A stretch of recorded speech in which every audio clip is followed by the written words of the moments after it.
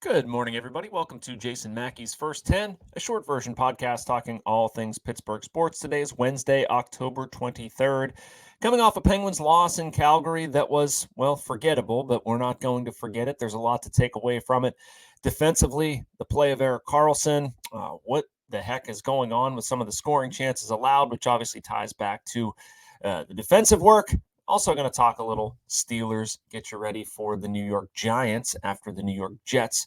We're in town, but first want to remind you that we're brought to you by Edgar Snyder and Associates. If you're injured in an accident, you're probably wondering what's next. For over 40 years, Edgar Snyder and Associates has helped injury victims answer that question.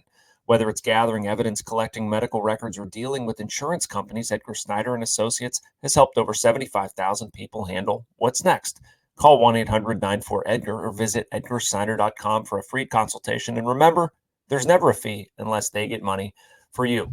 So, all right, I want to lead again talking a little bit of Penguins defense, the issues that they've experienced. They were kind of exacerbated in Calgary last night. The Penguins had the lead twice in the third period. They were unable to hold it. I would argue it was a trend that continued throughout the game. Looking at some numbers this morning, and it's concerning. It's very concerning. I wrote a column yesterday about why they're not listening to Mike Sullivan, and I don't have a great answer for it. I don't have a great answer for what's going to happen if they continue to do that. I can't imagine it's tolerated. I don't want to see Mike Sullivan lose his job, certainly. I think he's an extremely good coach. He'll get a good job 5 minutes after he's contractually able to get a new job, and I think the world of him. But for whatever reason, the lessons are not sinking in. Look at the Penguins' start last night. They were scattered. Alex Nedeljkovic honestly bailed them out. Shots were 12-7, something like that, 7-0 at some point. I mean, Calgary was everywhere. The Penguins were nowhere. And some of the decisions the Penguins are making with the puck, when to pinch, how to defend odd man breaks, decisions that are leading to odd man breaks. And it's not just the defensemen, it's the forwards too. I'm not sure there's a single person that isn't culpable in some way. I mean, Noel Acciari was outstanding last night, but, if your entire team is leaning on Noel Acciari, no offense, probably not in a great spot. The Penguins simply have to be better. This sort of stuff can't continue. One of the things I was mentioning, the high danger chances, if you look at the leaders throughout the NHL, 5-on-5, I'm talking every single team, the Penguins occupy the top 6 spots. Crosby, Karlsson, Pettersson, Letang, Rust, Grzelcyk. I mean, it's bad when your top 2 defensive pairs occupy 4 of the top 6 spots in high danger chances allowed. They're giving up too many. I mean, they've allowed a league high 34 goals. I think people are getting that. Sport Logic is a service that we use. I think they do an excellent job sort of quantifying where these shots are coming from, where these goals are coming from. Protecting the slot has been a particularly large issue. Going into last night's game, the Penguins were 31st in total slot shots, high danger chances, forecheck chances per game. They were the worst in inner slot shots allowed per game, per Sport Logic. They were also 31st in giveaways and shots allowed. So, I mean, if you roll all of those numbers, all of that context into one thing, they're not protecting the scoring area. They're letting people do what they want around the net. That can't happen. And it's not just defensemen, it's not just forwards, it's everybody. Though there are some big picture questions with the Penguins and what the heck they do with Tristan Jarry. How long do you ride Alex Nedeljkovic? What does that mean for Joel Blomqvist? I get it, but you need to defend better. It simply can't happen. It's frustrating. I'd imagine as a fan, it's certainly frustrating on the ice for them when you work to get a lead. I thought they played actually pretty well after that start. Worked themselves back in it. Brian Rust with a power play goal. I like what I saw there. They actually scored 2 power play goals last night. Went 4 for 4 on the kill. You'll take that. Ricard Raquel got a bad angle goal. 2-1 there. What do you know? Mackenzie Weegar, point shot, comes back. It's 2-2. Noel Acciari, mentioned him before. Very good game. Did a lot of things the Penguins will absolutely like and take. Depth scoring has been very good so far. Finishes a rebound, 3-2. Not so much. Turns into a shooting gallery late, 6-on-5. Nazem Kadri is able to convert. Rebound in front. Penguins can't hold the lead.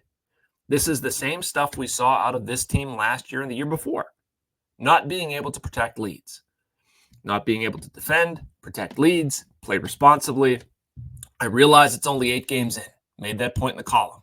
I get it.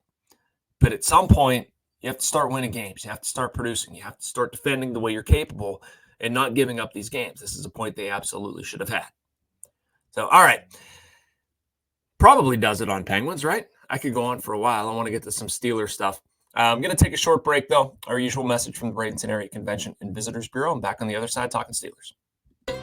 Embrace the laid-back charm of island life while sinking your toes in the sand and discovering real, authentic Florida in the Bradenton area. Unspoiled beauty and pristine beaches, a vibrant waterfront downtown energized by local arts and culture, fresh Floridian cuisine with a flourish of rich history, and friendly locals ready to welcome you to this preserved paradise on Florida's Gulf Coast. Plan your visit today at BradentonGulfIslands.com. Yeah, welcome back to First 10. I'm your host, Jason Mackey. We're here middle of the morning, Monday through Friday, talking 10 minutes, give or take, all things Pittsburgh sports. Thank you for finding us. All right, so Mike Tomlin talked yesterday. No quarterback controversy. We know that. Not a lot of questions about who's going to start. We know it's going to be Russell Wilson. He was very good. Obviously wouldn't make a move there. But they are going to get some players back injury-wise that I think will be impactful. Dante Jackson left the game with a shoulder injury. He's expected to play. DeMonte Casey missed with an ankle injury. He is expected back. Cordero Patterson, Tyler Matakevich are both going to practice this week. So that's good news for the Steelers. Weren't as many updates on Zach Frazier and Nick Herbig, although I think we'll maybe learn something depending on who's on the field there. Now, they matter to a point with the Giants. The Giants are still an NFL team. I just confirmed that before we started recording, but it's been a rough one. It's been a rough one. Their starting quarterback benched on Sunday. Daniel Jones, not good, 14 of 21, 99 yards. And so Drew Lock comes in, didn't really do much better. They've had problems, and this is an area I think the Steelers are going to be able to exploit on Monday night, protecting the quarterback. They've been very bad. Eagles had 7 sacks in that game. The Giants have given up 21 on the year. So if the Steelers are going to have a game to get after it, to maybe have TJ Watt pad some stats, I don't know, Alex Highsmith coming back, able to get home on the pass rush, this certainly seems to be one of those. All right, what else do the Giants have? Anything that the Steelers should be aware of? I guess the pass defense is where I would go. It's been respectable. They're allowing about 180 yards per game, 6th in the NFL. Tyler Nubin is a safety that has been fairly active. Jason Pinnock, Pitt guy, is back there as well. Micah McFadden, Deontay Banks round out their secondary. They've been respectable. Is it anything the Steelers shouldn't be able to handle? No. Pardon the double negative. Not terribly worried about it. They haven't generated a lot of turnovers. That would behoove the Steelers to avoid allowing them to get on track. And aside from that, man, I don't see much that the Steelers should be really that scared of at this point.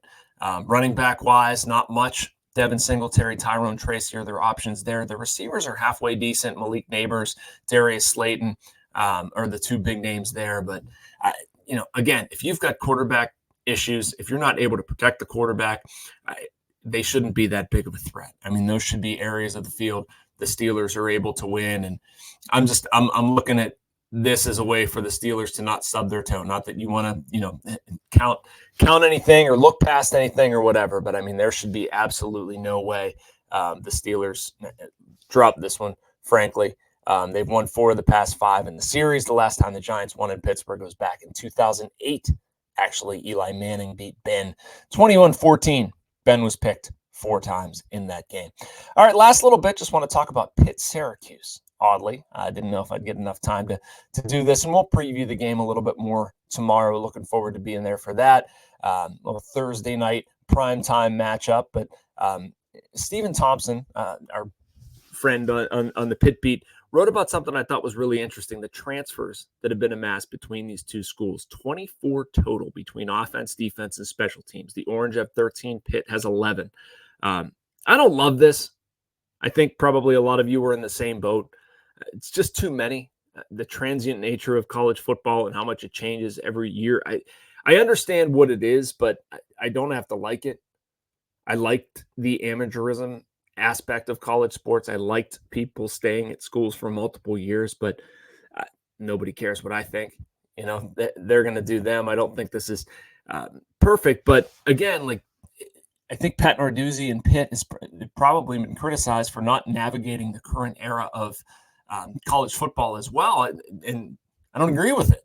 They have navigated the current era of college football pretty well. If you think about it, Pitt's leading passer, rusher, receiver, and tackler, and 2 of its starting offensive linemen, this is per Stevens' writing, are all transfers. 5 of Pitt's top 6, by way of all-purpose yards, came from the portal. It's pretty darn good. Syracuse quarterback, by the way, is a former Ohio State guy you might remember, Kyle McCord. But it's been a big thing, and these 2 teams have actually done it well. Pitt has done it very well. Think about Eli Holstein, Desmond, Reid. They've navigated this in a big way, and it'll be cool to see them go at it on Thursday. Again, we'll get more into the preview there, but just sort of amazed by some of the transfer stuff going on. Not so much that it's happening, but just how well these 2 teams have handled it. Probably not too of the heavier weights when you think about that sort of thing. All right, that does it for today's episode. We'll be back here tomorrow, same time, same place. Make sure you join us, and thanks for watching Firsthand, everybody.